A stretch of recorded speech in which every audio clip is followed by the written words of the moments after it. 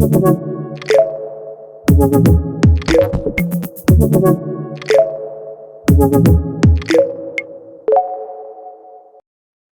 all, welcome to my talk on Redis for scaling distributed deep learning. Let us take a quick overview of the agenda of this talk. I'll first introduce myself, then I'll tell you about IDLE Inc., the challenges of general distributed deep learning. We will take an overview of the system that we have developed at IDLE and how Redis is being helpful to us in our design of distributed deep learning. We will see a demo of our system in action along with Redis, results on the experiments that we have conducted, next steps, and some key takeaways. I am Medha Atre and I am working at IDLE Inc. in the capacity of scientific consultant for the past 10 months. I have a PhD in computer science from Rensselaer Polytechnic Institute in the US, and my key research area is graph databases. I'm very happy to get to work with IDLE team and its founders, Dr. Ashwini Rao and Dr. Biren Jha. I think we have something really exciting that we are working on that a lot of people are going to be interested in. At IDLE, our mission is to make artificial intelligence computing intelligent. We enable companies to harness the power of deep learning through efficient resource scheduling and allocation. We are reinventing distributed deep learning technology to handle fault tolerance, variable network latency, and heterogeneity of the compute nodes. Together, it leads to reduction of 70 to 90% of the cost that are required in computing infrastructure for distributed deep learning. IDLE was founded in year 2020 in the middle of the pandemic, and IDLE's team comprises of bright minds from MIT, Stanford, and IIT. The distributed deep learning systems in general have a client and server architecture in which there are multiple clients which work on smaller subcomponent of a larger deep learning job. There can be one or more parameter servers which concurrently access a shared copy of the model weights. Now, distributed deep learning on volunteer computing has its own set of challenges. There are fault tolerance because the clients can join or leave the system at any time, variable network latency because the clients can be located in any geographical location, heterogeneity of clients' computing configuration and capabilities, and all these three together necessitate that the distributed deep learning on volunteer computing must support asynchronous weight updates. Now, Redis can be used to store the central weights which are accessed by multiple parameter servers. This enables the parameter servers to scale vertically as well as horizontally because Redis relieves the parameter servers from having to manage shared memory or file locking and as well as handling crashes, which can be complicated in case of having shared memory or file locking kind of system. Now let us take a look at the salient features of distributed deep learning solution that we have built at IDLE. Our solution explores the volunteer computing paradigm that we believe most of the contemporary systems do not have. They are built for high performance computing. And to explore volunteer computing paradigm, we use BOINC middleware, which is Berkeley Open Infrastructure for Network Computing. Now in our solution, Redis is used as an eventually consistent fast main memory database for storing the model weights that we discussed on the previous slide. In our experiments, we have noticed that Redis is 1.5 times faster than MySQL for update transactions. And although Redis is an eventually consistent database, which does not guarantee strong consistency, we do not observe any deterioration in the eventual model accuracy after the training phase is complete. This picture shows the main component of our system. You can see that it has MySQL as well as Redis. MySQL is used by the BOINC middleware to keep track of the generated subtasks, the status of parameter servers, status of clients, status of the subtasks that are being run on the clients as well. Redis is mainly used by parameter servers to keep the central shared copy of weights, and this copy of weights get updated whenever the clients finish their training subtask and send the results back. The clients communicate with the server over HTTP protocol using Apache server, and there is also a CGI scheduler which ensures that subtasks are scheduled regularly on the clients. It also keeps track of the subtasks. So in case if a client arbitrarily leaves in the middle of execution of a subtask, or if a subtask fails on the client due to any of the computing problems or network problems, then the CGI scheduler ensures that the same subtask is rescheduled on some other live client, and it keeps trying that until a set number of tries that are given in the configuration file. So the fault tolerance characteristic that we discussed on the previous slide is supported by combination of CGI scheduler and MySQL. The CGI scheduler ensures that a given subtask is completed by the set deadline by rescheduling on one or more clients.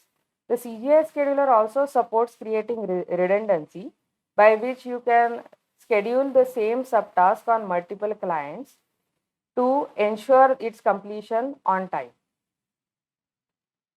Now let us take a look at salient features of how Redis can be used for storing model weights.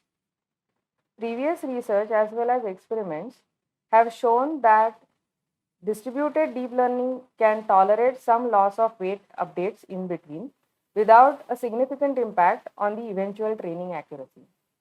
So this means that there is no need of having strongly consistent database, because actually a strongly consistent database lowers the scalability of the entire system as it slows down, because it needs locking of the file system, etc., for conducting a transaction in a consistent manner. Eventually consistent main memory databases like Redis are very well suited for this scenario, because they allow both horizontal and vertical scaling of the parameter servers as well as the entire system. Also, eventually consistent stores like Redis relieve the parameter servers from having to manage the shared memory or file locking. So there is no need of doing that at the parameter server level, which can create complexities in case of unforeseen crashes. Now let us see a live demo of IDLE's distributed deep learning solution along with Redis in it.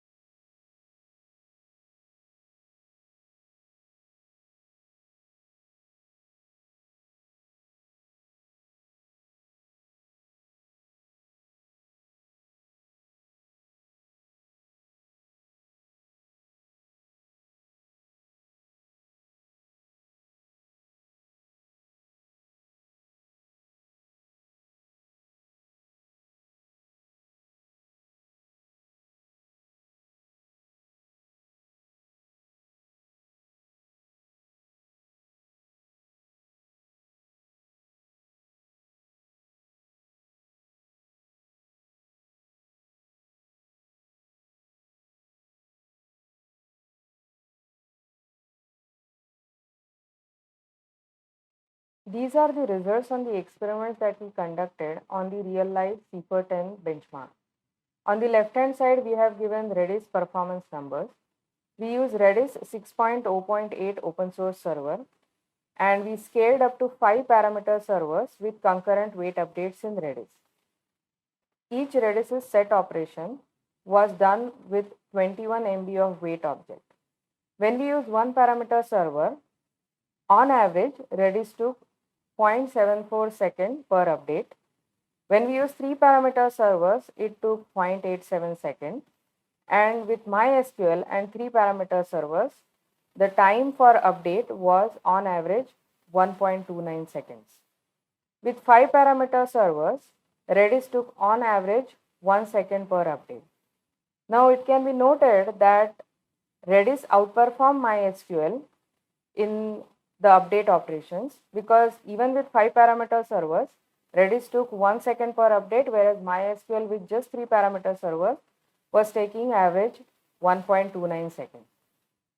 On the right hand side, we will look at the overall training time improvement that we observed in our experiment. With 5 parameter servers and 5 clients, we notice a reduction of 8 hours in distributed deep learning training as compared to when using 1 parameter server and 3 clients. With the same configuration of 5 parameter servers and 5 clients, we also noticed that the training time was comparable to the centralized training without any distribution of jobs and without considering the volunteer computing paradigm. In this picture, we see the plots of the experiments that we conducted. As I mentioned, we scaled the parameter servers from 1 to 5, clients from 3 to 5, and we varied the number of simultaneous subtasks that are being run on the client when a training job is done from 2 to 8. As you can note, this first graph of using 1 parameter server and 3 clients takes around 16 hours. There isn't much improvement noticed when you increase the number of simultaneous subtasks from 2 to 8 by keeping the parameter server and number of clients the same. It takes 16 hours total. The reason for this is that when you increase the number of simultaneous subtasks on the same client, it basically starts facing the computing and memory wall. However, when we increase the number of parameter servers to 3, we notice 3-hour reduction in the total training time. So from this experiment to this experiment, we can see that the bottleneck was also the number of parameter servers. A lot of jobs were getting done quickly on clients, but they were being bottlenecked at just 1 parameter server. So when we increase the number of parameter servers, the total training time reduced by 3 hours. And when we further scaled up number of parameter servers and clients to 5 each, with just 2 subtasks per client, we notice a whopping 8 hours of drop in total training time. This actually tells us that doing horizontal training in distributed deep learning actually fetches large benefits in terms of reduction in the total training time. The next steps for us are scaling parameter servers dynamically. Remember that at IDLE we are developing distributed deep learning solution for volunteer computing paradigm. And in volunteer computing, the number of clients connected to the system can keep changing constantly. So if a lot of clients connect at a time, we saw in our experiments that the parameter server can become a bottleneck. In that case, we should be able to scale up the number of parameter servers without having to halt the system. At the same time, if the number of clients goes down, then it is wasteful of computing resources to keep multiple parameter servers running, in which case we should be able to shrink down the number of parameter servers as well. The next step is that all the experiments that we have conducted until now are mainly on CPU based systems. Our clients as well as servers have only CPUs and no GPUs. So our next step is going to be to see how to scale our distributed deep learning model on a GPU and TPU based system. The third point is also we are going to target time series forecasting and streaming data. Let us take a quick recap of what we have achieved until now. We have shown that the training time can be reduced by 50% by scaling up the parameter servers as well as clients and using a real life CIFAR10 benchmark database. We have also shown that we can achieve comparable training speed as well as accuracy as the centralized training by using distributed deep learning model on a volunteer computing paradigm. And we have also experimented with preemptible cloud instances, which are about 70 to 90% cheaper than dedicated Amazon Web Service instances. And the experiments that we conducted with 5-parameter servers and 5 clients were actually with preemptible cloud instances. And with that as well, we saw that the training time got reduced by 50% and the cost of the training got reduced by 70 to 90%. So for more resources, please check out our research paper. It has been accepted at a SCADAL workshop that is going to happen with IPDPS conference, which is a major conference in parallel and distributed computing.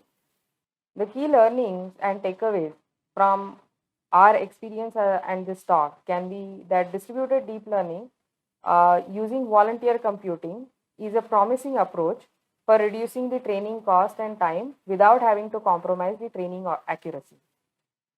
The second main observation is that eventually consistent main memory databases like Redis are superior than strongly consistent databases with respect to scalability and speed, and where the strongly consistent properties are not required like distributed deep learning. And finally, I want to leave you with this quote that IDLE trains deep learning models faster by utilizing the power of Redis.